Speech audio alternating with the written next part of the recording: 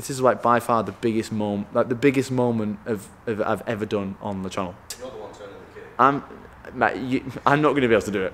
I know exactly what I'm going to be like. I'm going to go and I'm going to go. I'll tell you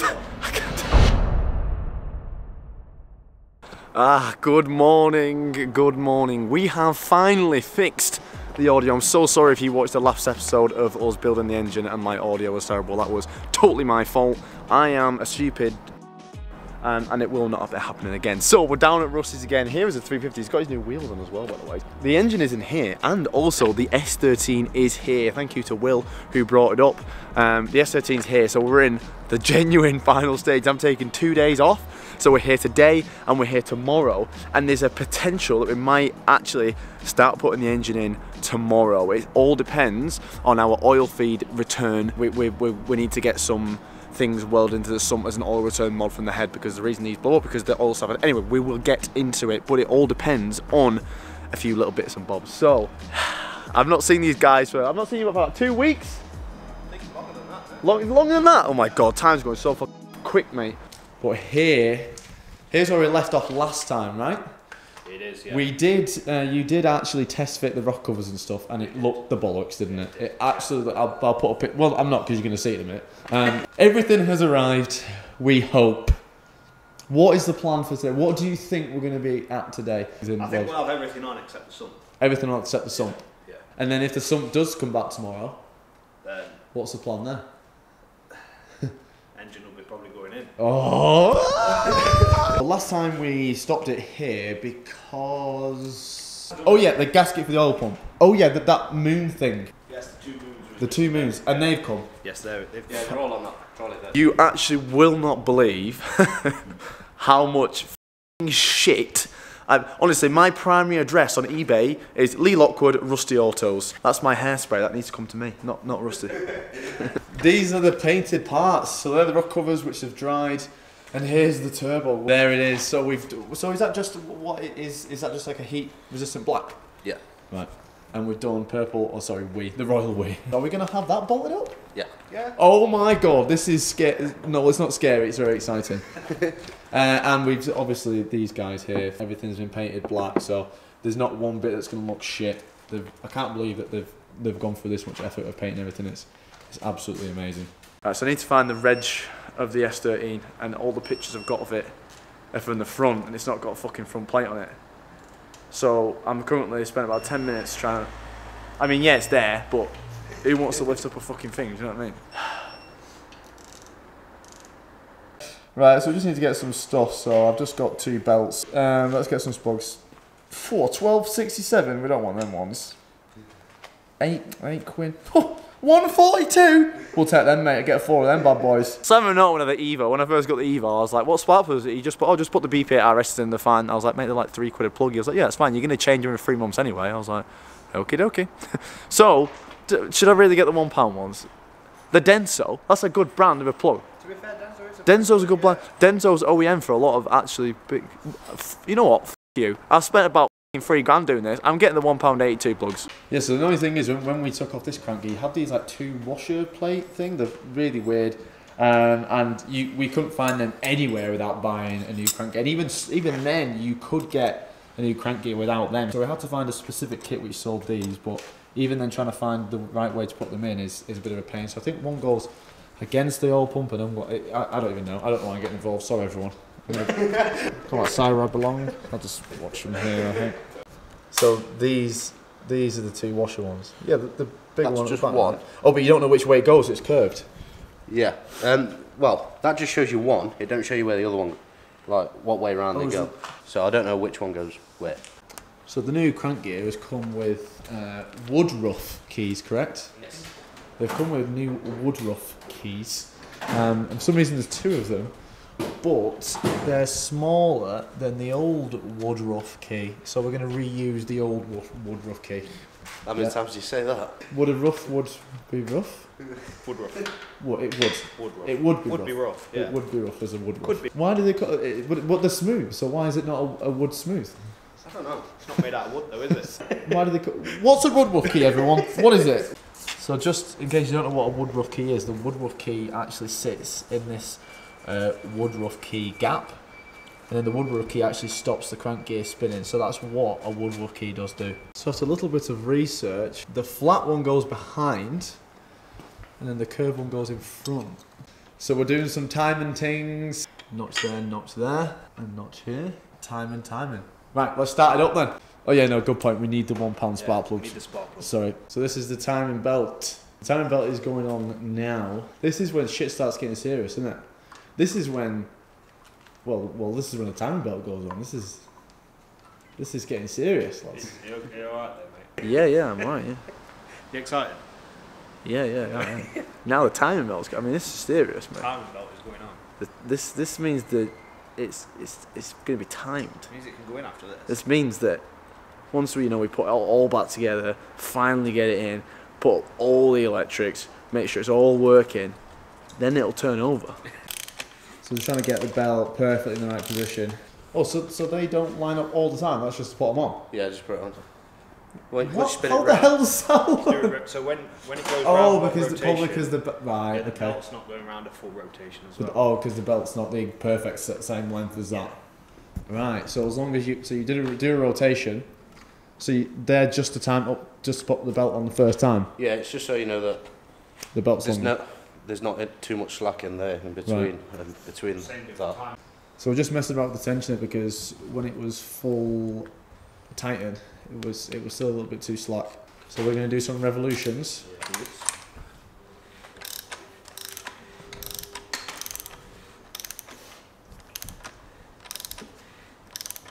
So these are these little half moon things which we had to stop last time. We couldn't carry on because we didn't have these, and they didn't come with the head gasket set or the rocker cover set, which is strange, but we found them on eBay, luckily enough. So the rockers are going on. We'll show you when they're fully bolted up.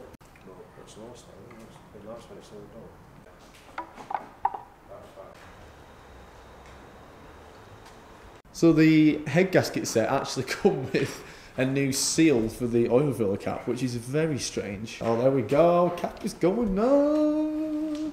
Yeah, so we went with a high metallic purple. We did try to go with like a fuchsia pink sort of colour, but we needed it to be heat resistant. And this was the coolest heat resistant, which was closest to what we wanted. But I think we're all glad we went with it because it's a sick colour. It's like super metallic purple. It's a bit dusty at the minute and stuff, and a bit oily, but it's such a cool colour. Right, so now the game of Snake begins. Seeing where all these fucking ancillary hoses go and all the coolant pipes and vacuum lines. Luckily I've got a lot of pictures, and Google has as well, doesn't it? Yeah. But it is quite difficult, so we're just going to start putting everything back on now. We're just painting that lower timing belt cover just so it matches the top one. But now the fun begins. So there's this little spacer, it's like an inlet spacer. Well, I guess it's just the fuel rail really where that goes to. We've put studs on there, have we?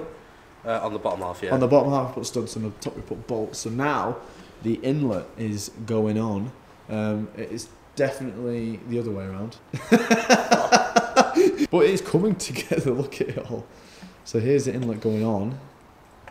It's looking like an engine again. Okay, so we're just cracking on playing Snake, really. Trying to put all these hoses. This is where we're up to. We're actually looking, alright, because we didn't take anything off, we're just going off what we think seems right. Now, and also in the garage, shout out in the garage again, you legend, you're helping us as much as you can, which is great. The issue is that when we Google these, most of the people who have these engines are in America. And the American market ones are totally different from what we're finding out, right? Yeah. From what we're finding out, they're totally different. So the alternator's on the wrong side, polystyren pumps on different sides, and they have boost solenoids, we don't. They have lambdas, we don't. And everything's just wired in totally different. So we've got to just basically just go off what we think, go off some pictures online, see what makes up, and then if we need help, we're meshing in the garage. So he told us that we don't need a boost solenoid and we don't need lambda sensors and stuff. So we've got the rest of the shit lying around, but we're pretty much, I'd say, about 80% of the way through the piping. 70? Yeah. I have took pictures of everything, but obviously you can't take pictures from every single angle at every single stage. So the pictures only tell half picture, really. Yeah. The one thing we want to do is, well, initially we was going to check the ECU for a chip in case that's the reason we don't have a boost solenoid, right? Yeah. In case someone's mapped out the boost solenoid. But now we know they're not OEM, that's the reason we don't have a boost solenoid. But we're still going to check the ECU to see if there's a chip in there. And what we're going to do is, if there is a chip, we're going to take it out. Because we don't want to start this engine running on a map. And especially one that's come out of a blown engine. So if there's a chip in here, we're going to take it out. So the ECU does say stock on it, CA18 stock, but we'll just...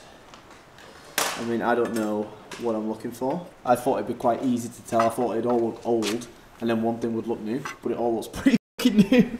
Okay, so we took it apart, and it's quite hard to tell, so we checked in the garage, and apparently underneath is where you take it off, and that's where the chip is. We couldn't get it off because the screws are fucked, so someone's been in there. But I've messaged in the garage, got a video of it, and he says that it's a stock map, so it's fine. So, good news. We're not going to blow it up. Well, touch wood. Yeah. We've been having issues with the breather system. So this obviously be like a PCV system, breather system. We don't know where it... The guy, when I bought the engine, it wasn't attached. So we don't really know where to go. We've looked at pictures, and... Some people have, so this is an IAC valve here, it's a cold idle control valve.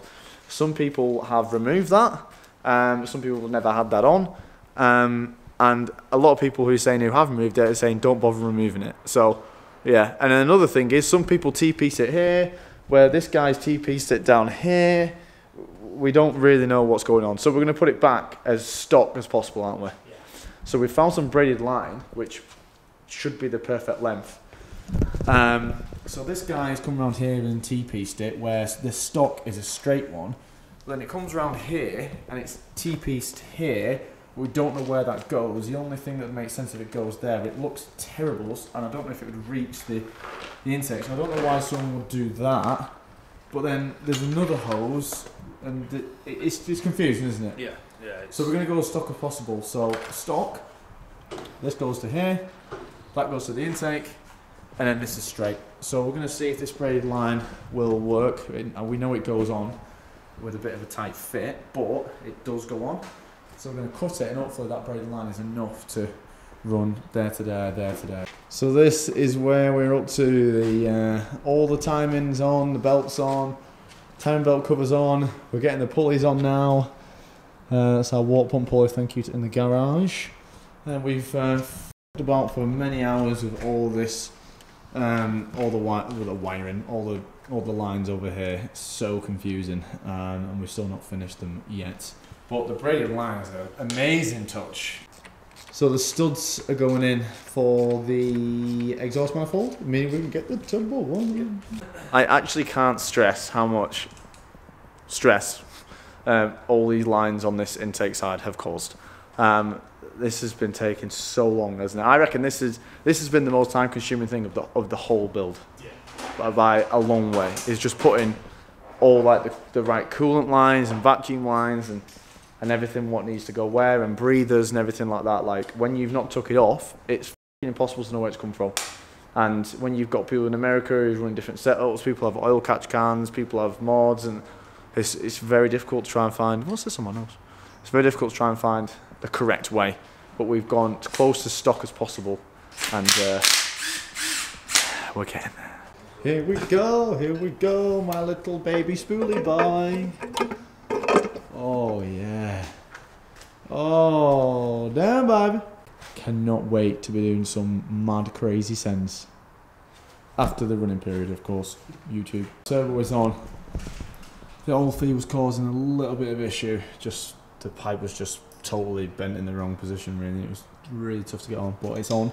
Manifold is on. Now we're just hoping that the leftover braid line pipe is going to run. So we initially had this facing forwards, and the angle would have been too sharp. We can't go up because it would have been facing the manifold, so now we've pointed that back, and we're going to see if we can run round the back. It seems like the only feasible way it's going to happen. So let's pray it's going to happen. Actually, it looks like an engine though now. I'm so nervous for the first start. So nervous. So we're going to piss about with the AN fittings to see what's the best thing that's going to be. I did do a Patreon video picking these up and explaining what these are, so if you're not a patron, be a geezer. and then they're going to loop round to the sump, which is going to be here. And we need to decide if we're doing, I think we're going to go with the straights, right? Sure, got the 45.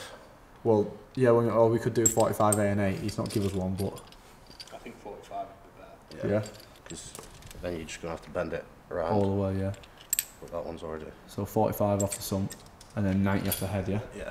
I mean, realistically, I want to know if we can, as long as we've got them mocked up, and I mean, we can put them in after, can we? Mate, would it not be a good idea to obviously put the engine in to see if we can?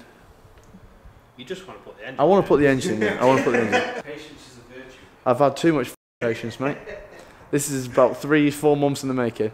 I bought it with an egg gasket, thinking I'd do it in 3 days. This is about 6 months down the line now.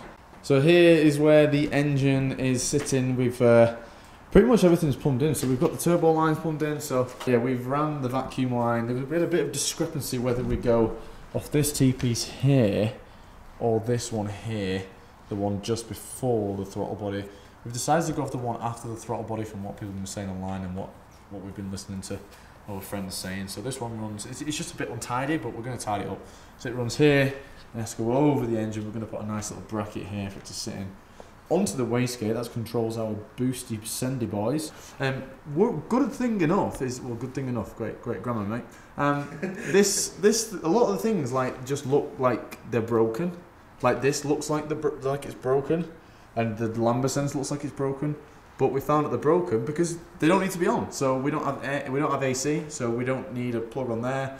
And this doesn't run a lambda sensor either. So the lambda sensor, which I thought I snapped removing the engine, I actually didn't. It's just never been plugged in. It's just plugged in just to stop a huge exhaust leak. But what do you think of running the lines, guys? It's not been fun. The annoying thing is that we found a website which says exactly where everything goes at the end of the day.